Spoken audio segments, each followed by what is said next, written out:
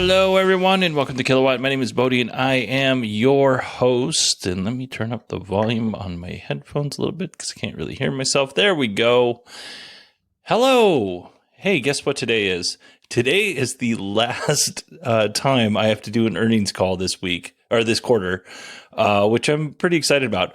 I bit off a little bit more than I could chew by doing, I don't know how many earnings calls we've done to this point, but honestly, I bit off more than I could chew. I should have just picked 3 or 4.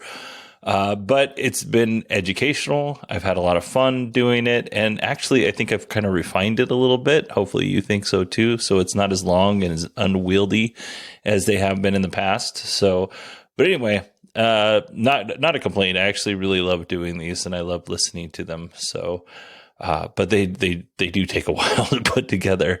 So I'm looking forward to that. Today, which is on Monday, November 28th, I was on the Daily Tech News Show and I talked about electric vehicles and first responders. It was a lot of fun. They were very kind and welcoming over there. So I really appreciate their hospitality. I'll put a link in the show notes if you want to check it out. All right, I have a few more announcements, but I'm going to save those for the end of the show. We're going to jump right into RJ Scaringe, the CEO and founder of Rivian. We're going to jump right into his opening remarks. And I should say that I did a little bit of editing on these, but not too much. His opening remarks are actually quite short. So let's go ahead and jump in. The third quarter was another record for the Rivian team. We produced over 7,300 vehicles across the R1T, R1S, and EDV product lines.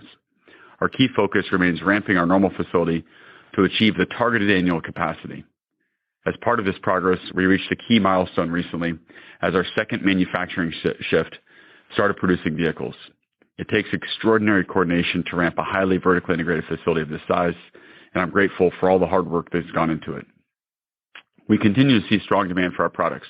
As of November 7th, we had over 114,000 net pre-orders and reservations for our R1 vehicles. As a reminder, these orders are from the United States and Canada only and are net of deliveries and cancellations. The third quarter was also important for our commercial business. In early September, we announced the signing of an MOU with Mercedes-Benz for a strategic partnership for commercial electric vans in Europe, the world's largest van market. We continue to deliver EDVs to Amazon and expand our FleetOS offering. Amazon has delivered over 5 million packages with the EDVs and is now making deliveries in over 100 cities. Every 2 weeks, I spend a few days driving the EDV as my daily driver. It's a great way for me to personally experience what the drivers of these vans actually experience. You know, everything from the seating position to the unique pocket door to the overall vehicle dynamics. It's a really exciting package. And at stoplights or parking lots, the enthusiasm I get to see firsthand from folks that are seeing it for the first time or asking questions about it. It's really exciting, and we're happy to be able to help raise the bar for electrifying logistics. As we continue to look for opportunities to scale our platforms, production, and technologies in capital-efficient ways, we're strategically investing in our in-house technologies, which will enable differentiated product performance and capabilities while also delivering structural cost advantages. Our in-house software capabilities allow us to be agile and provide customers with an improved experience. On the hardware side, we're excited to ramp production of our fully in-house drive unit. The Enduro production lines are coming to life now. It's great to see not only the vertically integrated motor, but also the design of our manufacturing lines. In early 2023, we plan to introduce the Enduro motor and our first LFP battery pack into the commercial van line in Normal. These changes will enable optimized performance at a significantly lower cost. It's imperative that we get the introduction of these new technologies right, so we've allocated meaningful time to quality loops and process checks in the first quarter. We are excited about the progress our teams are making across future vehicles and technologies, as well as improving the performance and cost of our current offerings. While we haven't shown any of our future products yet, I couldn't be more excited about the work happening on our next platform. The smaller size of this platform is enabling some wonderfully unique products, and we are looking forward to be able to show these to the world. I am so blown away how short this was. Normally they just go on and on and on, and I have to cut so much of it out. I didn't cut all that much out. His whole opening remarks was only like 5 minutes long. It wasn't too bad. Let's see here. Let's talk about some things that he touched on. Rivian has 114,000 pre-orders. And right now, according to their third quarter numbers, they're producing right around 561 vehicles a week. Like they produced 7,300 vehicles in the quarter. So based on 561 vehicles a week, we're looking at like 200 plus weeks, just 203 weeks, just to get through that pre-order. Now, it's not going to take that long because they're going to ramp up production. They're going to get faster and they're going to build more, and they'll clear the queue out in maybe not a reasonable amount of time, but faster than 203 weeks. Next thing he touched on was the Mercedes Commercial Electric MOU. An MOU is a memorandum of understanding. It's kind of a verbal agreement plus. It doesn't mean that either company has to do anything. This just means they're kind of in talks and they're both acting in good faith. And of course, I'm not a lawyer. That's just how I understand it. I am looking forward to seeing the smaller and more affordable line of the R12. Unfortunately, we're not going to get that till 2026, and we'll hear about that later. For now, let's hear from Claire McDonough, Rivian's CFO. During the third quarter, we produced over 7,300 vehicles and delivered nearly 6,600 vehicles, which was the primary driver of the $536 million of revenue we generated. We recorded negative gross profit of $917 million in the third quarter. We continue to be impacted by the high fixed cost structure associated with running high volume production lines at low volumes while we ramp. In addition, similar to prior quarters, gross profit for the quarter was also impacted by the inflation of our raw materials as well as supply chain challenges, which caused the need for expedited shipping. Operating expenses grew by an approximate $160 million as compared to the same quarter last year. The primary driver of this increase is stock-based compensation expense, which we did not recognize prior to our November 2021 IPO. When looking at our operating expense this past quarter versus the second quarter of 2022, we saw a nearly $150 million decrease. Our Q3 operating expenses reflect our ongoing prioritization of investment in our core in-vehicle technologies and customer experience, while continuing to drive additional focus and cost optimization across the business. We remain confident in our ability to fund operations with cash on hand through 2025, excluding the impact of our investment in the contemplated joint venture with Mercedes-Benz. We continue to work with the state of Georgia and the Joint Development Authority on our second domestic production facility. We are adjusting the timeline for launching the R2 platform and expect it will launch in 2026. We expect the R2 platform will unlock a massive global market expansion opportunity for Rivian and are excited about the development work that's underway. We are also reaffirming our 2022 full year guidance of 25,000 total vehicles produced. The supply chain continues to be our largest source of uncertainty as we continue to ramp production. We've experienced 5 days of production downtime in October and November due to a lack of supply of a key component, which limited our quarter-to-date production. In the fourth quarter of 2022, we expect the in-transit time from rail shipments, coupled with an increase in volumes from the ramp of our second shift towards the end of the quarter, will cause a significant discrepancy between production and deliveries. Man, I will be happy when supply chain issues are no longer an issue. Holy cow. I don't have much more to say on that. Again, this was an edited clip, but she didn't talk for all that long. It was actually quite a manageable opening remarks. So thank you, Claire. Really appreciate that. Let's go ahead and jump into our analyst questions. Our first question is about Rivian's MOU with Mercedes. Let's go ahead and listen in. On the Mercedes your JV, I just wonder if you give us an update there. I mean, I think a skeptic could say, hey, listen, you would have been able to enter and be successful in the European market ultimately on your own over time, just given your product. But an optimist might say, hey, listen, that opens up that market that much faster and provides, more robust growth, sooner. Just curious if you can kind of maybe, couch the direction there on optimist versus skeptic and any other updates you might be able to give us there. Sure, John. Mercedes is, in terms of a partner and someone to be looking at how do we accelerate electrification, faster. There's very much aligned mentality around the need to electrify, aligned mentality on how we think about products and the position of products and the execution of products. So it's a relationship and a partnership that we're working towards that we think can allow both sides to accomplish more together.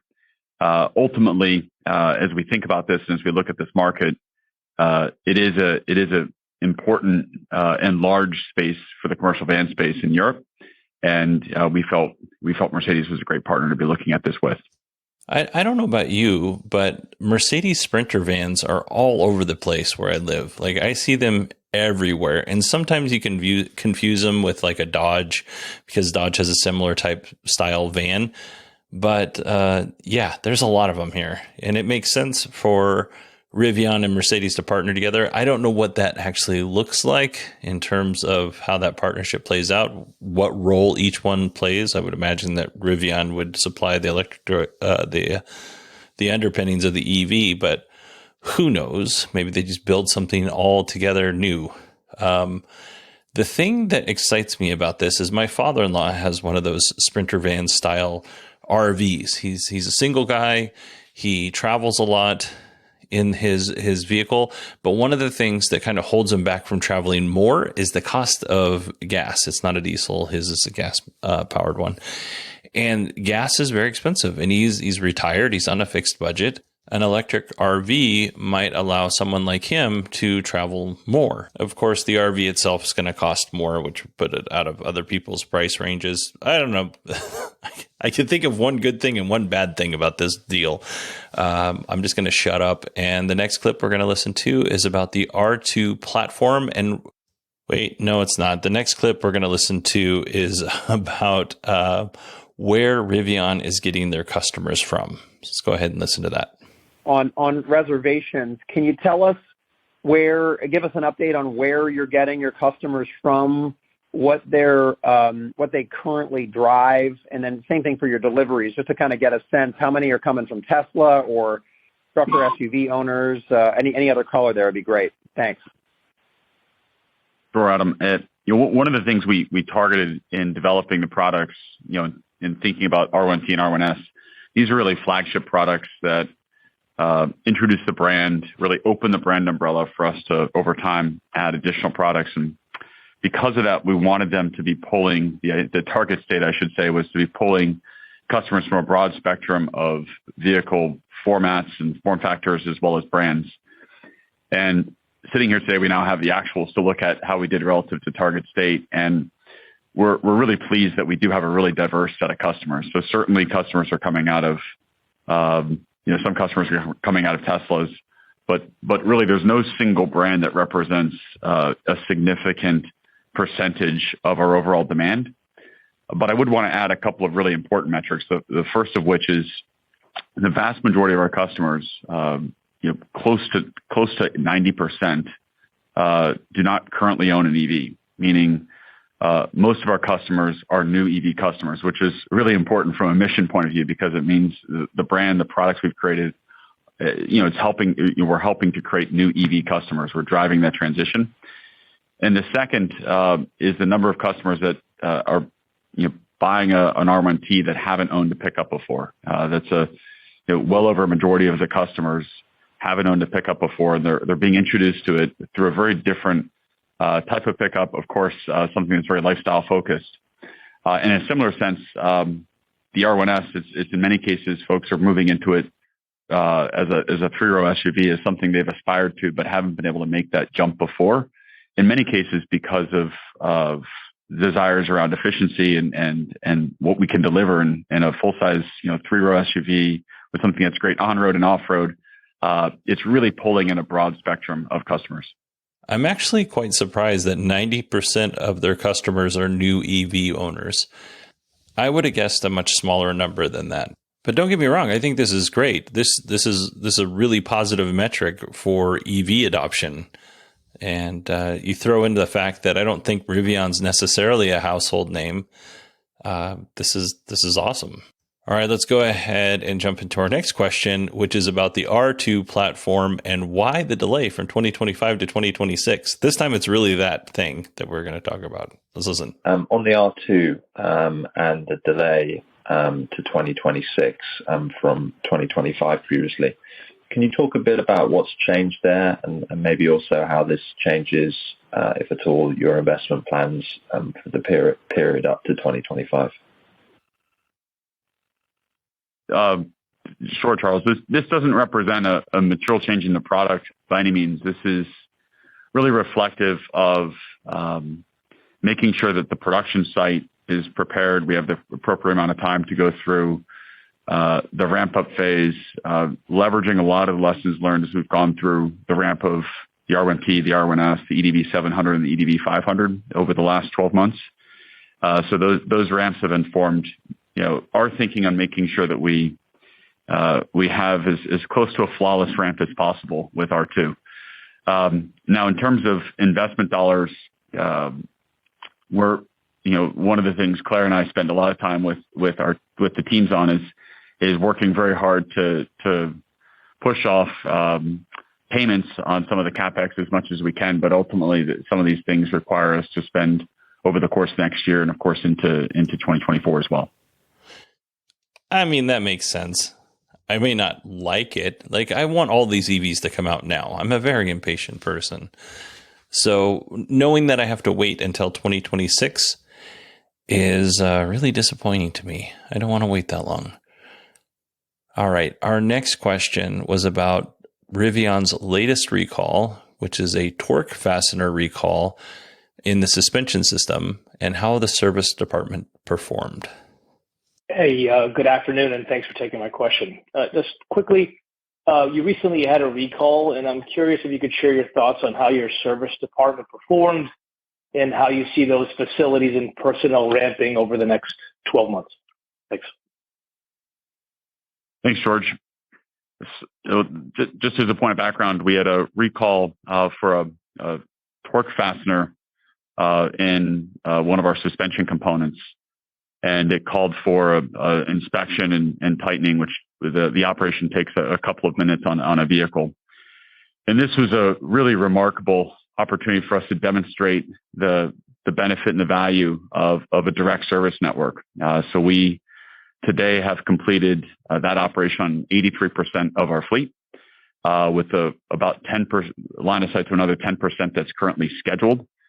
So the speed at which we were able to very rapidly address this across the entire fleet, and to do it, moments after the decision was made to do this voluntary recall, to have our service leadership immediately working on deploying this, and within hours performing these first inspections and operations, and then, as you just heard me say, within weeks to have now over 83% of the vehicles complete is really something we're proud of, and our customers saw that as well. The ease at which the process was for customers was great, where we could go to their homes, where we could go to their places of business.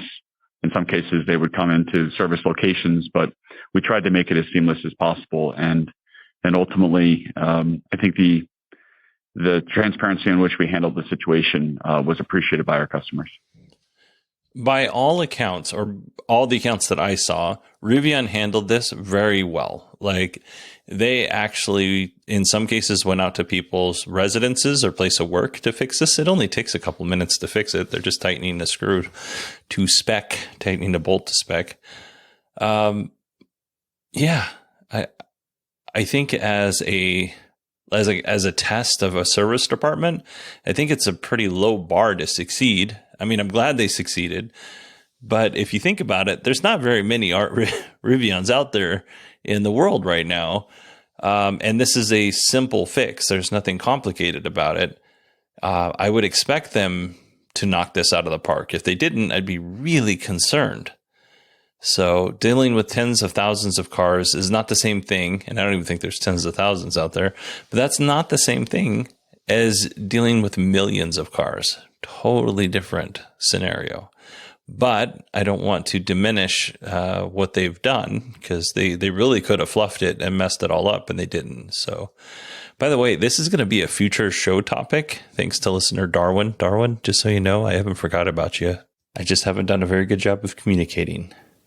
And with that, we come to our last analyst question, which is all about the Inflation Reduction Act and LFP benefits long term. That's lithium iron phosphate benefits for Rivian vehicles long term. IRA was pretty new after when you were last reported.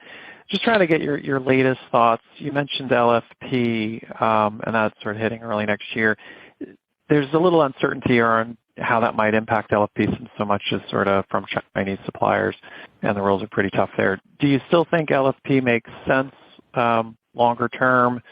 And also on the commercial credit side, I mean, how does that work with some of your customers? Are they going to capture most of the credit benefit, or are you able to kind of get some of that back to your margin? With regards to LFP, this is a cell, just to speak to it broadly, as a chemistry, it works really well in vehicles that require high cycle life. So vehicles that see lots of charge-discharge cycles relative to a high nickel cell. And so commercial applications are really a perfect application from a cycle life point of view.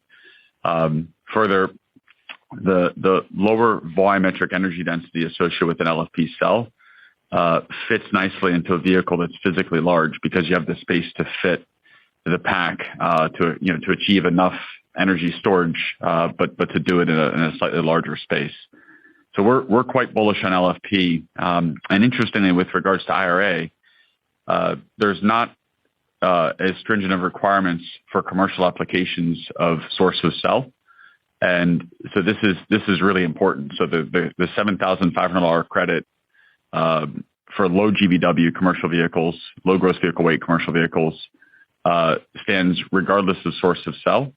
And as we talked about in the last call, the size of those incentives grow as you move into higher gross vehicle weight classes. Now, the second thing I'd point out is we also do believe that the supply chain will evolve. The inherent benefits I referenced at a high level of an LFP chemistry for high cycle life applications are real. They're meaningful advantages, and so we see a lot of opportunity to make sure there's a domestic supply chain for both the production of LFP cells, but also for the cathode active material, and as well as some of the other precursor materials. Above and beyond that, of course, by the nature of an LFP cell, you remove nickel and you remove cobalt.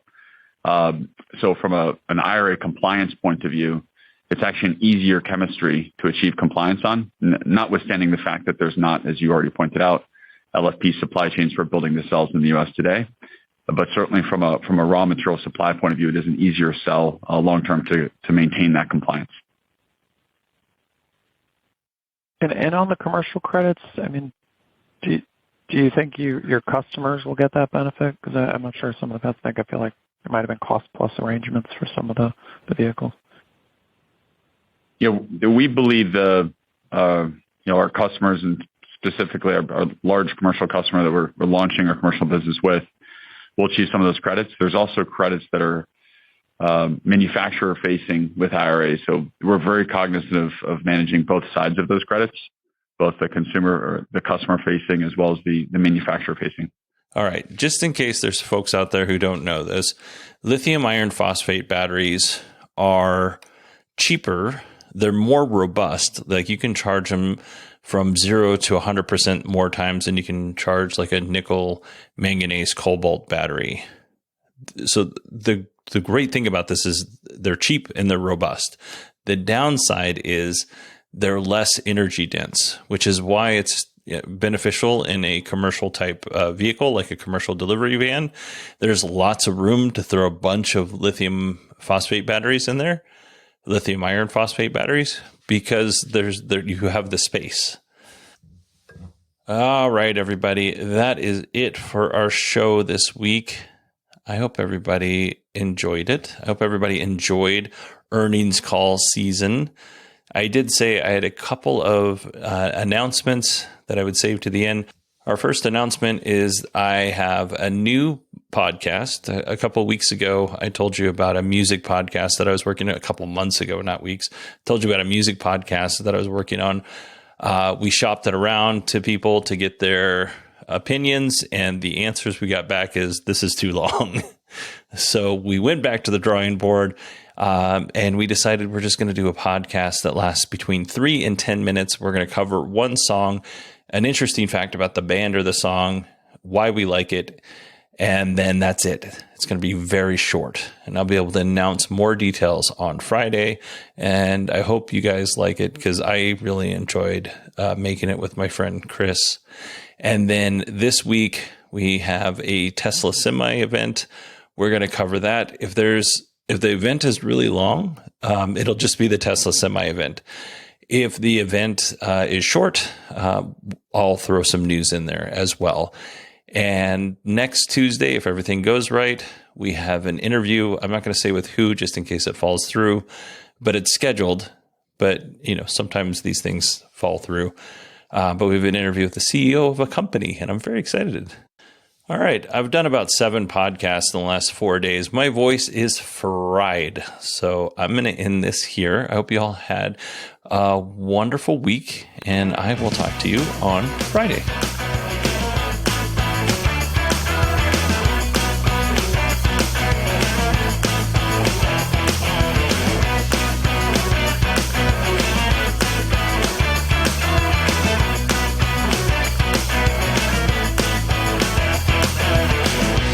Okay. All right. Thanks for taking my question.